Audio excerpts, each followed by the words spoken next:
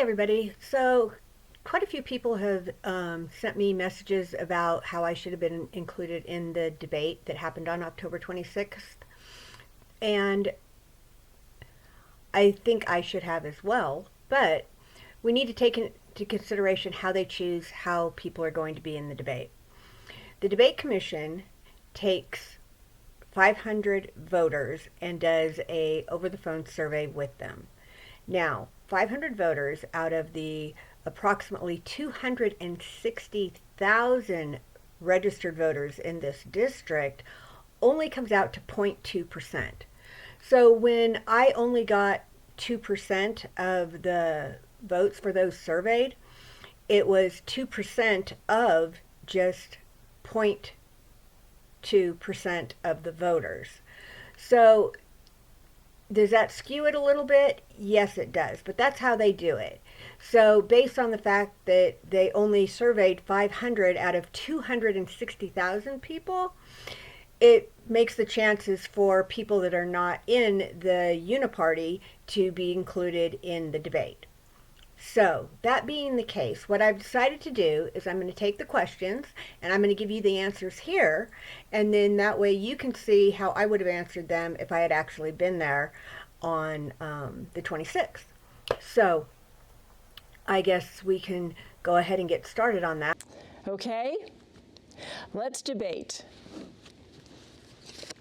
First question is, what is it about you specifically that makes you the best person for this job? 60 seconds. So, what makes me the best person for this job? I believe that the thing that makes me the best person for this job is that I'm not a politician. I've never worked for a politician.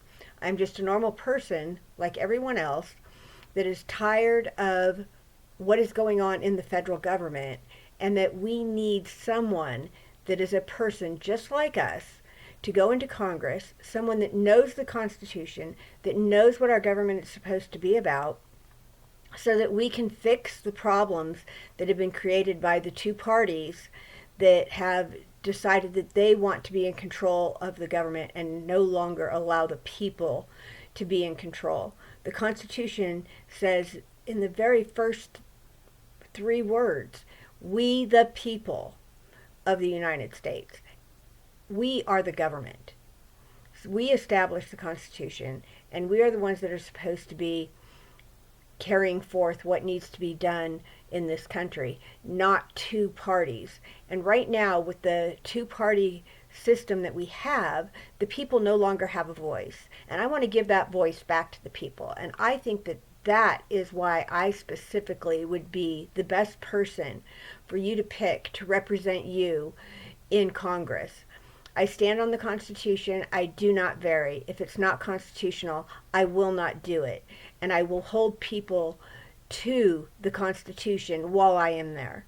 So that is why I think I specifically am the most qualified person to be your representative. Okay. This next question, you will have 90 seconds for your answer. President Biden has requested that Congress pass a $105 billion aid package to address several hotspots in the world. The package includes $61 billion for Ukraine military and economic assistance, $14 billion for Israel air and missile defenses, $7 billion for Taiwan security support, $9 billion for humanitarian aid to Israel, Gaza, and Ukraine, and $14 billion to fortify the United States southern border security. Would you support this package? Okay, would I support that package? Absolutely not. Finance starts in Congress, not in the White House, not in the executive branch. It is the legislative branch that makes all the bills that would include financial packages. The Congress can make one, and I saw that the only thing on that list that Biden wants to do that would actually be something that the Constitution allows us to do is secure the southern border. So I think in the legislature we can make a bill that would go ahead and have a financial package that would include securing the southern border, because we now have an invasion going on right there and we need to stop it. In keeping with this theme, we will now go to our first student question of the evening from Utah Tech. Hi, my name is Nathan Thomas, and I'm a history major at Utah Tech University. My question is, given the rising tensions across the globe, is it still a good idea to be depleting our weapons reserves and giving billions of dollars to a war in Ukraine that seems to have no realistic end in sight at this moment? Thank you. Should we be giving our money to the war in Ukraine instead of building up our own defenses? Absolutely not. Right now, with everything that's going on in the world, we should be building ourselves up first before we decide to try and help anyone else. Constitutionally, we are not supposed to give money to other countries for these purposes.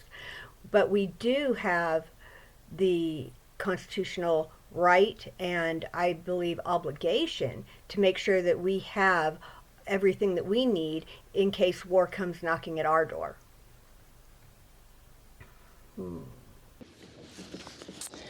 Our next question concerns Taiwan. Taiwan produces over 60% of the world's semiconductors and over 90% of the most advanced ones.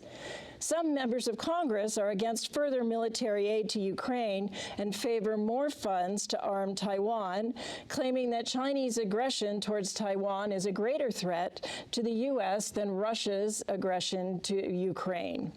Would you support cutting military aid to Ukraine and redirecting those funds to Taiwan? I would not redirect them to Taiwan at all, and I would take them away from Ukraine as well. Because we do a lot of trade with Taiwan when it comes to these microchips and everything that we use for our electronic devices. They are getting paid for that. And if they have a problem with China, which they have for many years, they should have been taking the money that we give them for what we need and putting it into their own defense so that they don't need to count on anyone else to defend them. So if they are mismanaging the funds that they have gotten for what they have exported to us and we have taken and given them money for, then whatever happens to them is pretty much self-inflicted because they are not being responsible with their resources. I do believe that we do need these things, but I also believe that it is not our responsibility to make sure that they have the defenses that they need when they could have had them themselves with the trade that goes on between our two countries. Thank you. In your opinion, what is the most workable path to achieving a lasting peace in Israel-Gaza conflict while addressing the role of Hamas in the region? You'll have 90 seconds for this answer. Okay, Hamas is the government of Palestine. So that being the case, I know we are allies with Israel, and I think what we need to do is see what Israel wants from us and what we can do, and to do it responsibly. It may be moral support, it may be military support, but at that point the legislator needs to decide what we are going to do. It is not the president's responsibility to do anything. If he recommends something, we can discuss it in Congress and decide what direction we are going to go. Anything that has to do with war always starts in Congress. It does not start at the executive branch. So what we need to do is see what plan Israel has, what they need from us, and then we could go into negotiations and see what is a possibility, because they are our ally and we need to take that into consideration. Overall, we should not just blanket go into other countries and help with their conflicts. So whatever Israel needs, that should be open to discussion, and we should be able to figure out what it is that we can do to help our ally. As a follow-up to this question, I'm going to ask for just a few more specifics as to what should the U.S. role be in the region? Are we speaking about financial aid? Are we speaking about military resources? The level of our involvement there? What do you think it should be? Okay, I just answered that same question, so it's still going to be the same, that we need to let Israel let us know what they may need as our ally, and then we can determine what we are capable of helping with. We will now turn to one of our student questioners from SUU. Hi, thank you for having me. Here's my question. The 2nd Congressional District reaches from the south side of urban Salt Lake City through rural Ridgefield and booming St. George, Utah, with each area having its own issues and needs. How are you going to get the expertise you need to fully represent these different constituencies? Thank you. Okay, expertise to be able to represent the entire district. I think talking to people and communication. I've been all up and down the 2nd District for the last few months over the summer, and I've talked to a lot of people. And this is what I have found. Each county has their own issues, and each type of community has their own issues. Up north, in the west side, where all of the pollution sits, they have huge concerns about pollution.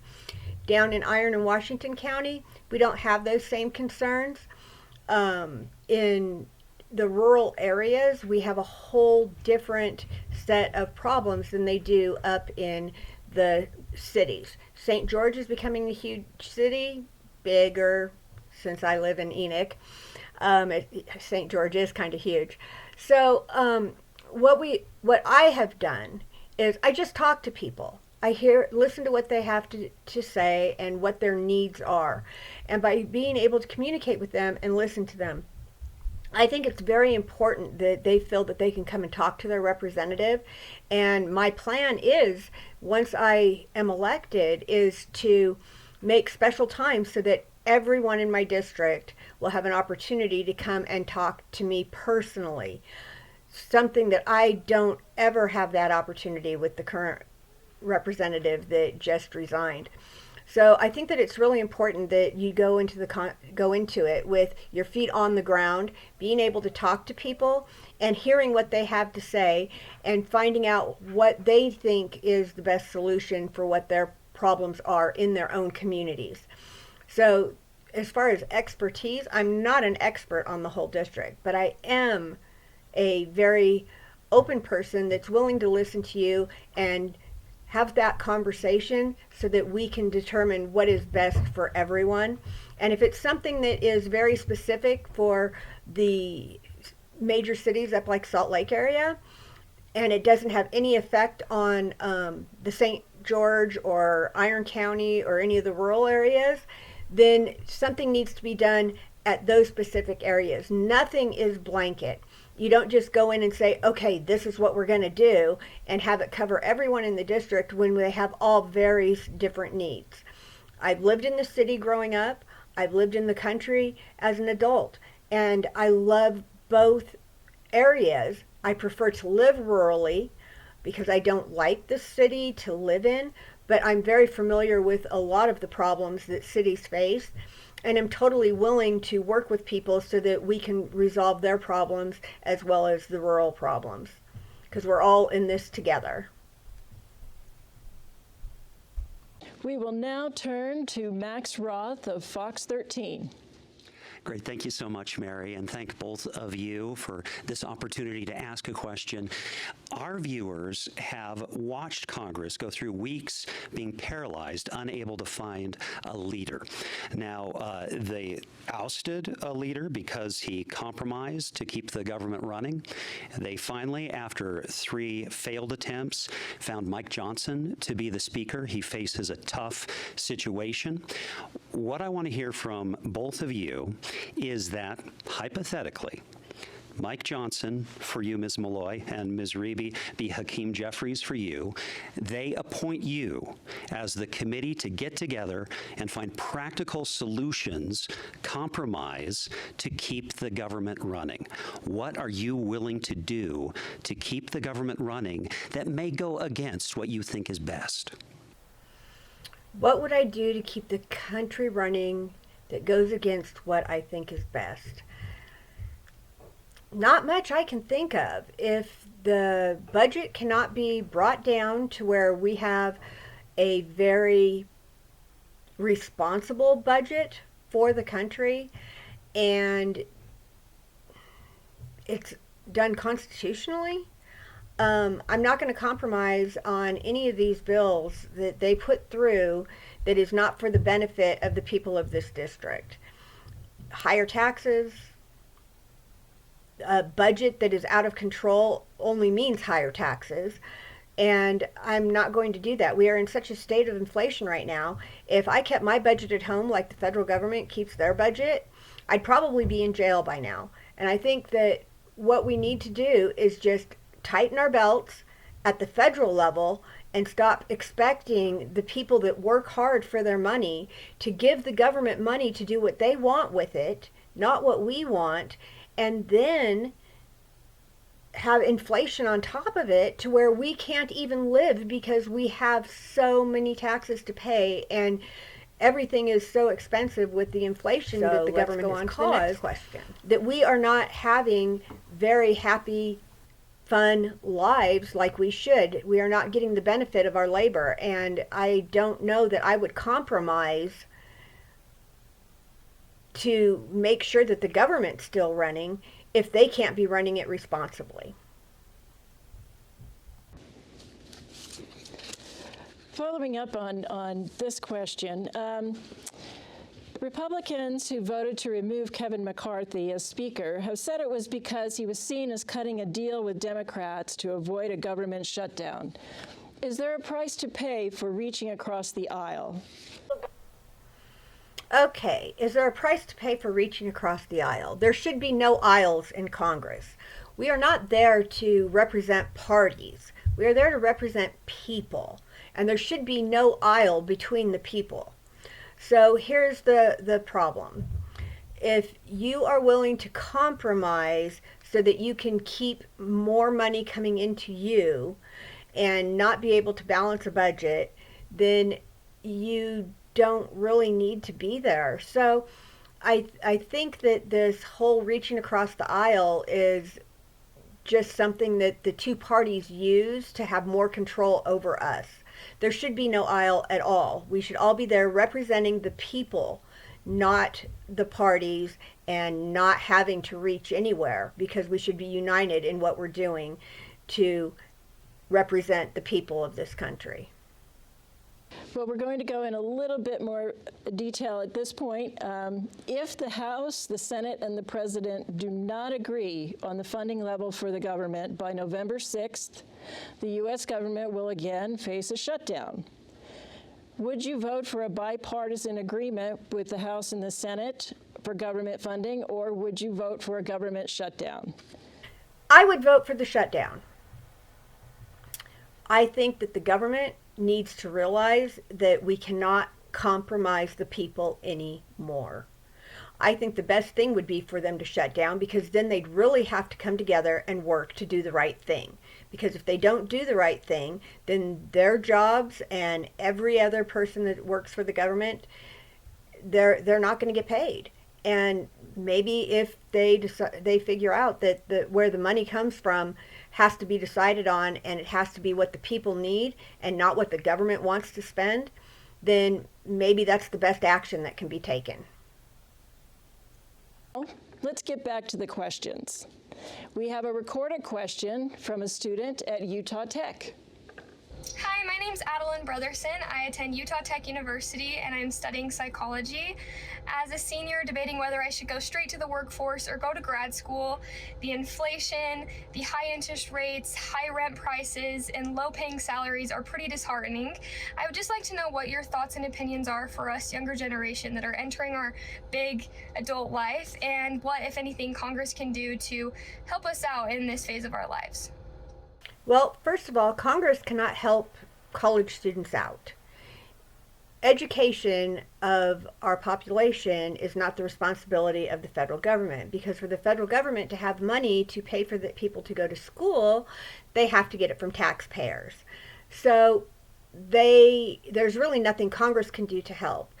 And it's generally her choice whether she decides to continue on with her education or get in the workforce.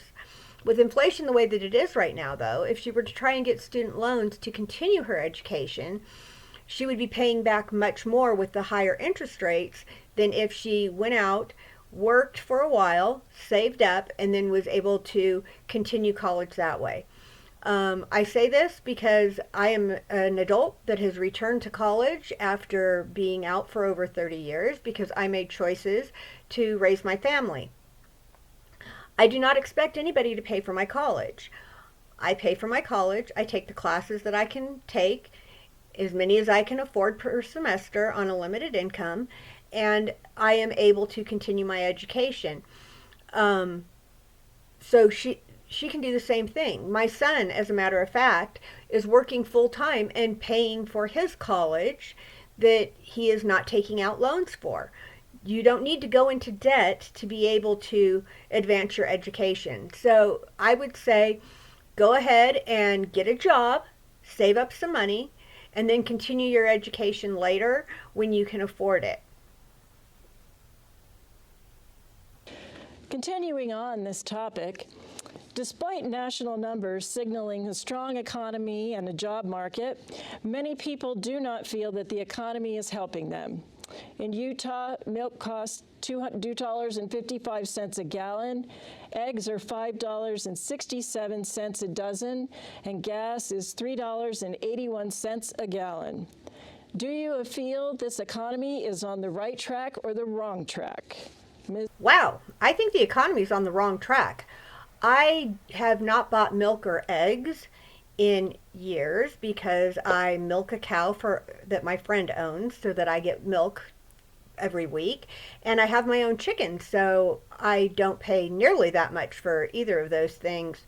I had no idea that the prices on those basic commodities were so high, and I find it ridiculous that it is that high.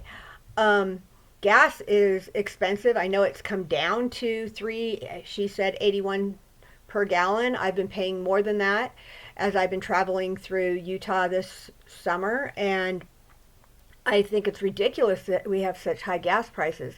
My biggest expense in this campaign has been paying for gasoline because we have such a huge geographical area for this district, and I do not think that the government is doing what it should. We have had a question come in on social media from Tanner, and Tanner asks, what role does a potential tax increase play in balancing the federal deficit? A potential tax increase to fix the deficit will definitely not work. We cannot afford what we have as a deficit right now. What we need to do is cut spending in the federal government and try and get a balanced budget and stick to it with a lot of cuts, get rid of all unnecessary things, because raising the tax burden on people that are already burdened with inflation, it's ridiculous. We need people to be able to live, and we can't live if we keep increasing the taxes on these people that are already suffering with the inflation that was previously mentioned. I mean, why should you have to choose whether you get to live in your home or if you get to buy food because the government has taken so much of your money? I think that we need to solve the problem with the spending of the government to bring that tax rate down to where people can afford to live very functional, happy, healthy lives without knowing that the government's going to come in and take most of their income. Let's talk about Social Security. Social Security benefits are expected to be payable in full until 2037, when the trust fund reserves are projected to be empty. At that point, the continuing taxes are expected to be enough to pay only 76% of the scheduled benefits. Thus, Congress will need to make changes to the benefits and revenue sources of Social Security. Would you support or propose changes? I guess my answer to that would be no, because I think we need to get rid of the Social Security system. I think people that are currently on it should be on it because they put into that all their working lives. But I do think that we need to come up with another system to where the current generation, as they're working, will be able to put their own money into their own retirement. And there has to be a way to phase it out for people coming into the workforce and for the people going out.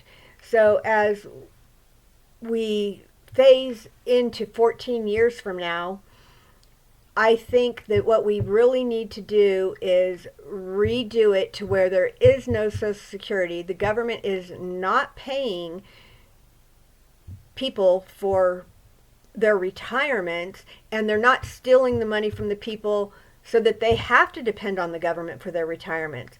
There has to be ways that this can be done so that the people that are currently on it can still receive it. The people that are getting close to going into it, some kind of settlement that they get so that they can invest before they actually retire, and then the phase of the people going into the workforce, how they will not have it taken out at all.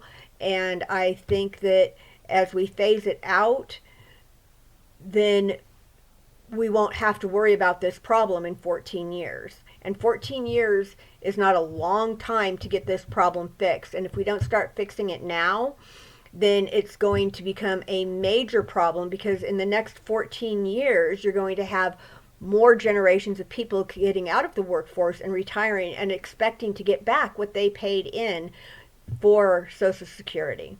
So I don't think that I would come up with a plan so that people could continue to get it. I would want to come up with a plan that we could phase it out so that the people are able to keep their own money and plan their own retirement. Article 4, Section 3 of the U.S. Constitution states that Congress shall have power to dispose of and make all needful rules and regulations respecting the territory or other property belonging to the United States. Our courts have interpreted this to mean that the federal government controls public land. Are you satisfied with the federal stewardship of public lands in Utah? Absolutely not. I am not satisfied with the government taking care of our lands in the first place, and the fact that they do such a horrible job of it. In living down in rural Utah, we live right along the Bureau of Land Management properties that is managed by people that are not actually managing the land. I believe that the state would better manage their own resources. Also, in Article 1, Section 8, it says that the government can have, for the seat of government, 10 miles square of land. It's not supposed to own any other land except for post offices, roads, military installations. These are all things that they can have. It doesn't say anywhere that the federal government can own the public lands of another state. And because of that, we need to do something about it. Constitutionally, they cannot do that. But they have 70% of the land in Utah is public lands that the federal government manages, and they are not doing a great job of it. Now, I would say that the national parks that are managed by the federal government, we wouldn't get rid of those, but we would be able to take care of them ourselves in the state, keep them as national parks. They can help fund it because they did take the land in the first place. So as far as otherwise managing it, they're doing a horrible job, and I think that the states need to take control of their own public lands. And I've said this many times before, that we need to get the government out of our backyard. Let's turn now to a student question from SUU. Hello, my name is Katie Warner. I'm a senior at Southern Utah University, and I have 3 majors: political science, philosophy, and environmental science. And my question for you is, the federal hourly minimum wage is $7.25, and it has not increased since 2009. Do you think that this federal hourly minimum wage is a livable wage? And if anything, to address this. Is $7.25 an hour a livable wage? No. But minimum wage is set for entry-level jobs with people with no experience. And based on that, it's usually for people that are possibly doing working in high school or working in college, jobs that are not skilled, totally unskilled labor. If you have a skill, you're going to be paid more than the minimum wage. And for example, my sons get over $20 an hour. They are in their early 20s because they are skilled. If you want to make more than $7.25 an hour, you need to have a skill. Otherwise, you're going to be at jobs that pay minimum wage, like fast foods or things like that. So should anything really be done? No. I think it's an incentive for people, if they want to make more money, that they need to get more education and they need to be able to have a skill that people will pay money for. I do not think that someone working at McDonald's should be making $15 an hour. That is not a full-time, rest of your life kind of job, unless you're in management possibly, but then you're not making minimum wage either. So I do not think that the minimum wage necessarily has to go up. I think that people need to work on getting skills so that they can make more money, so that they will have a livable wage. Thank you. Home ownership is becoming increasingly out of reach for many Utahns. In Washington County, the average home price is $634,000. The average income is $65,000. So in order to afford the average home, income needs to be over 2 times higher at $143,000 a year. In Iron County, income needs to be 2.5 times higher to afford the average home. Does the federal government have a role to play in increasing affordable housing in Utah?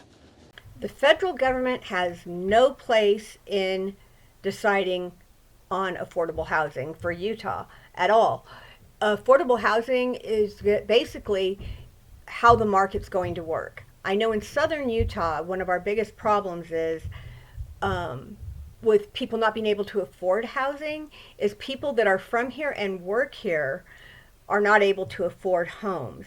And that is because we have people coming in from other states that have sold their homes there for exorbitant amounts of money, and they come here, and what it has done is it has raised the prices of our homes to where they're not affordable by people that are actually from here and working here.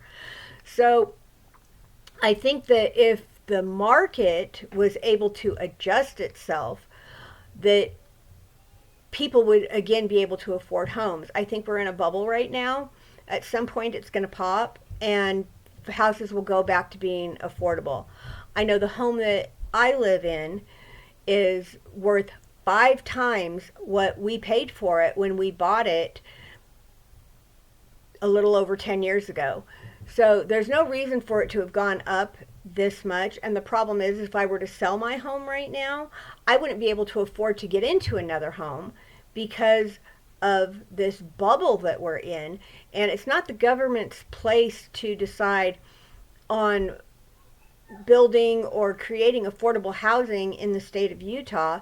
That is something that we should do at a state level, and maybe we should let the market decide what it's going to do. And if there is something that the state wants to do, it can be done through our legislator. The federal government has no business making sure that people in Utah can afford homes. That's a state issue, and the federal government needs to stay out of it. Terrific. Now we're going to move into some short answer questions. These will be 30 seconds each for an answer. First one is, hypothetically, if both of you were elected to Congress, what issues would you work on with the other person on stage right now? What issues would I work on with the people? I would work on anything that had to do with bringing us back to a constitutional government where the people are represented in a manner that it is not damaging to their personal lives. Um, I really couldn't. The budget is huge. The budget and inflation. If I was going to work with anybody on anything, that's what it would be. And I was asked at one point what I would do as far as reaching across the aisle to other people. I'm not planning on reaching across the aisle for me to help them. I'm standing on the Constitution. I'm standing for the people. And if they want to work within those bounds, I am more than willing to have people come and join me in representing the people. If elected, would you join the Congressional Problem Solvers Caucus, a group of members seeking bipartisan solutions to national problems? Why or why not? I don't plan on joining any caucuses. I think that all this bipartisanship is just a way of getting people together so that they can figure out how more to take stuff from us. I'm not familiar with that particular caucus, but I don't think that joining caucuses with getting with groups of people to solve problems when it is the responsibility of every single representative to be solving the problems of this nation. And our biggest problem, again, is inflation and the budget. They just spend so much money and take so much from the people that it just needs to be everyone working together, not just special interest groups.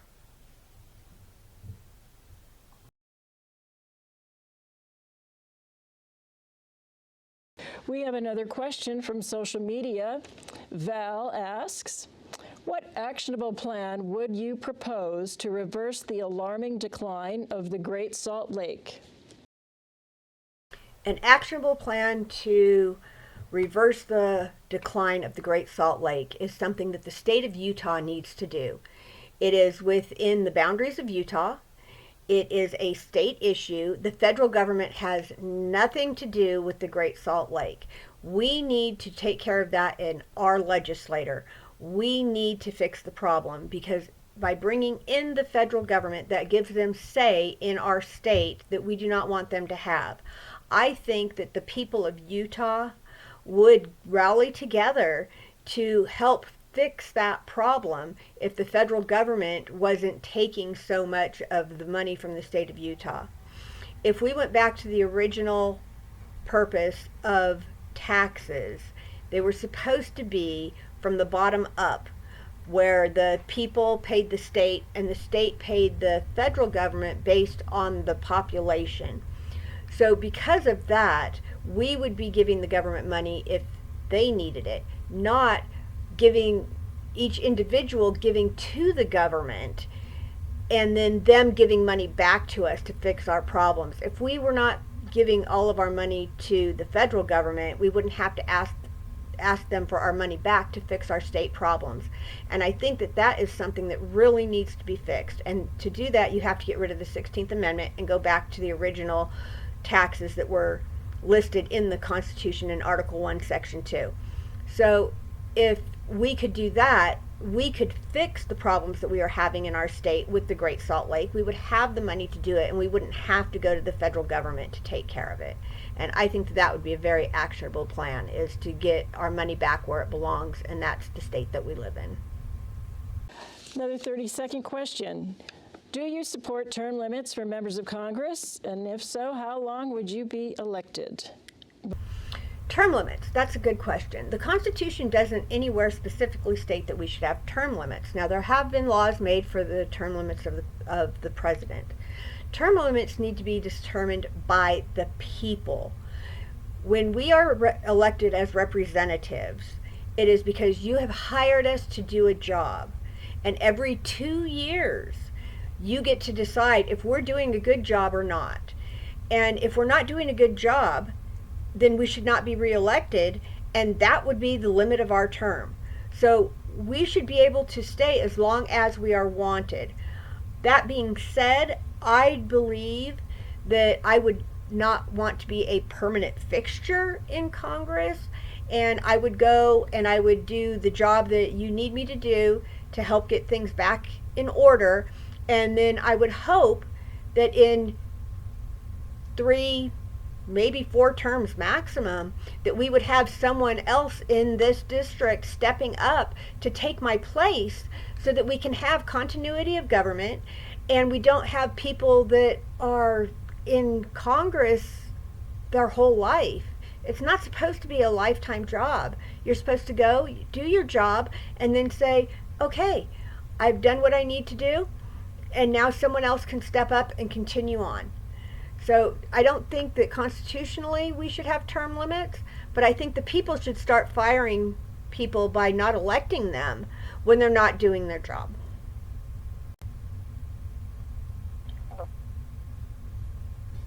Okay, it looks like we've come to the end of the debate. I hadn't listened to the questions prior. I just had help getting them clipped so that I could have the questions to be able to answer what they had asked. I hope that everything that I had to say was something that you would appreciate. It's who I am. I believe in the Constitution. I believe that the people of this nation need to start standing up. I decided to stand up. I just need people to stand behind me, and maybe we can get our country back. I want to be your representative, and I want to represent you in Congress.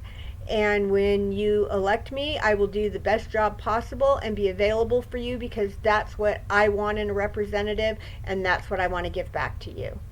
Everyone have a great evening. Thank you.